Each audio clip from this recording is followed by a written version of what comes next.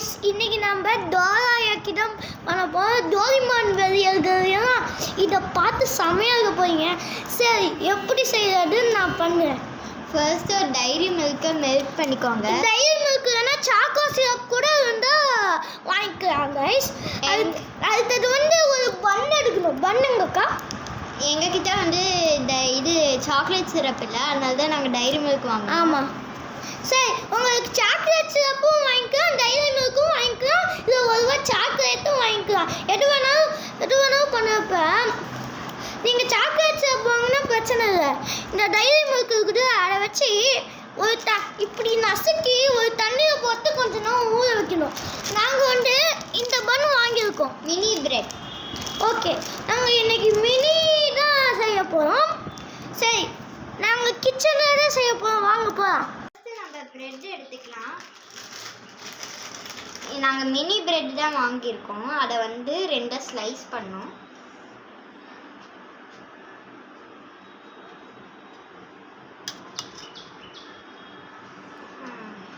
எல்லாத்தையும் ஸ்லைஸ் பண்ணிக்கலாம். சரி, சமைக்க சொன்னீங்க. எனக்கு அத்தை பண்ணி தந்துடலாம். ஓகே அக்கா, எனக்கு உங்களுக்கு சரியா போச்சு.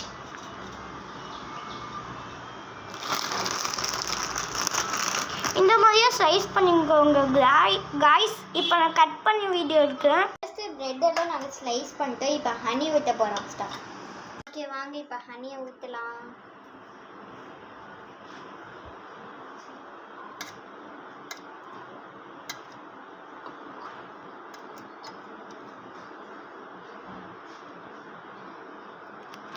ஓகே, இப்போ தான் ஹனி ஊற்றணும் காய்ஸ், பொறுமையாக.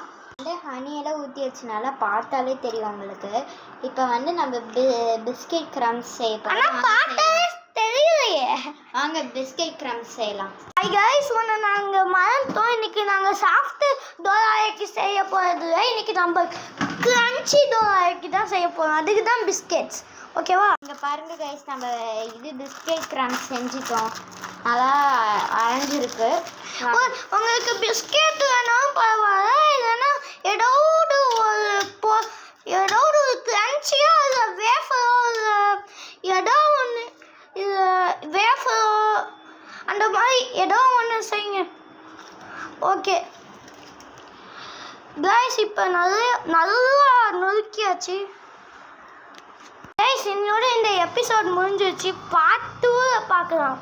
Bye bye. பார்ட் 2